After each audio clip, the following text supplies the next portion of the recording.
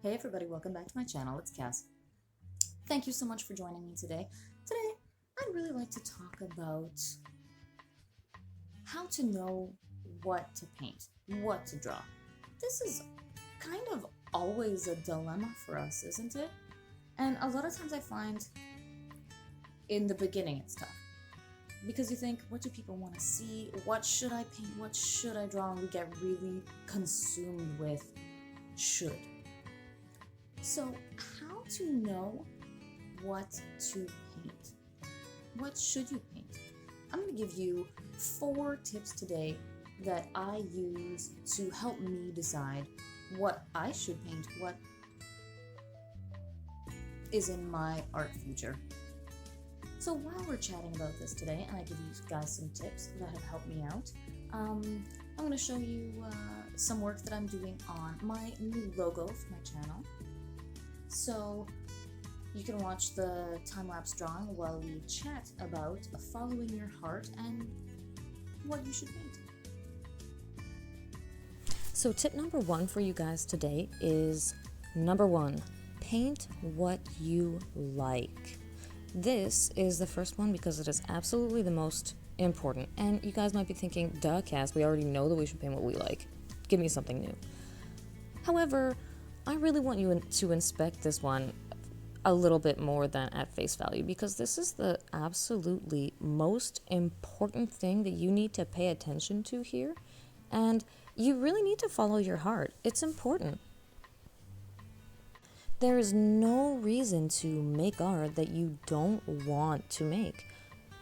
Painting and drawing is not like a trade like plumbing or carpentry that there's always the need for someone who can do it. We create because we absolutely have to, and then we do what we can with it once it's out in the universe. But, you know, if you're watching this video, you're probably a little bit like me in that respect. You make stuff whether it sells or not. You're always going to be making art. And so it's really important to make art that you like to make. I have totally found many times that I had a commission or planned a project that my heart wasn't 100% in, and oh my god, it took me an eternity to finish it. And it was just because in the end it wasn't what I wanted to paint. I wanted to do anything else. I wanted to paint anything else instead of doing that. And I think that this is a pit that we all fall into. So number 1, paint what you love. Number 2 is paint what you look at often. And this also seems a little bit rudimentary, but it's also important, and I'm including it in here, because what we like to see, we like to make often. And I can't remember who wrote it, but if anybody out there knows where this quote came from, there was an author who wrote once. He said, "When I want to read a good story, I write one." And that 100% applies to visual arts as well. I totally find that. Sometimes I think, oh, you know what I would love to see? I would love to see a painting of blah, blah, blah, blah, blah, blah, blah, blah, blah, blah. We just want to make that dream a reality. And it's easy. We're artists. You think of art that you want to see in the world, and you make it happen. We live the dream. Which brings me, ironically, to tip number 3, which is ignore fellow artists' work. Which sounds a little odd at first, and I want to explain that in this, I do not mean that we should not support our fellow artists. We absolutely should. We should support our artist friends. We should watch their YouTube channels. We should buy their art. We should like their posts on Instagram. We need to stick together. It's important. However, what I mean is that when you specifically are thinking about what you should be making, about the content of your portfolio, do not go and look at someone else's YouTube channel or someone else's Instagram feed and find out what they are making. That is the last place that you need to look for your ideas, because that's just going to tell you how to make someone else's art, not how to make your own art. So in this, I urge you to ignore your fellow artists' work. And now on to my last tip number 4, which is look back at your sketchbooks. This one is so important because often we get caught up with what we should be painting, what other people are painting, what our fans want us to paint, what our families want us to paint, and often it really helps to look back at your portfolio, but also at your sketchbook. Look at the last year of work. Look at the last 6 months of work, and think about what you have wanted to paint. Think about what you have made and how long each project took you.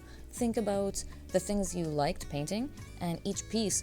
This one, it looks really nice in the end, but did you struggle with it? Was it a labor? Did it take months to get together because you just didn't want to go back to it? Maybe that's a project for a good challenge, but when it comes to what you really love painting, it might not be at the top of the list. For me, when I look back at my sketchbooks, I see a lot of botanical stuff. I see plants and fruit and trees. I see lots of portraits, mostly of animals, but some of human animals as well. I see tributes to other artists and creators, like my Alien and Predator paintings and Marvel sketches and Star Wars paintings and stuff. Horror-related art, some space stuff, some classic rides. This gives me a good idea of what I've been wanting to create, what I have wanted to create in the last year or so of time. Looking back at your sketchbooks also helps you realize projects that you never finished, projects that may never have come to fruition, or even projects that you thought about but never started. I love looking back at my sketchbooks for this because I'm always finding little nuggets. I'm always finding, a little plan, a small drawing, an idea that I jotted down that just got lost in the flow and I never ever got back to. And some of those precious nuggets turned out to be really fantastic pieces, but they just had to sit and marinate in my sketchbook for a while. But it's your job to pull out those diamonds from your sketchbook and not just let them sit there and get shinier in solitude. So there you have it, my friends, my little artist, painter friends. These are my tips for you today. This is what I wish for you. Please remember to, number 1, paint what you love. Number 2, paint what you look at often. Number 3, ignore your fellow artists' work. Number 4, look back at your sketchbooks. And really do what you love. That is my advice to you today. It's so important because, if we're not doing what we love, what the hell are we doing it for, really? Art is supposed to add beauty to the earth and make it a more lovely place. So let's all do our part to contribute to that and paint what we love out of life. So thank you guys so much for joining me today. I hope you like my new logo. I've really enjoyed working on it, and I've enjoyed chatting with you guys today. I hope that you guys will follow your art dreams, and I really encourage you to let me know in the comments where you're at. Thank you so much. Good luck on your individual art journeys, and I will see you all next time.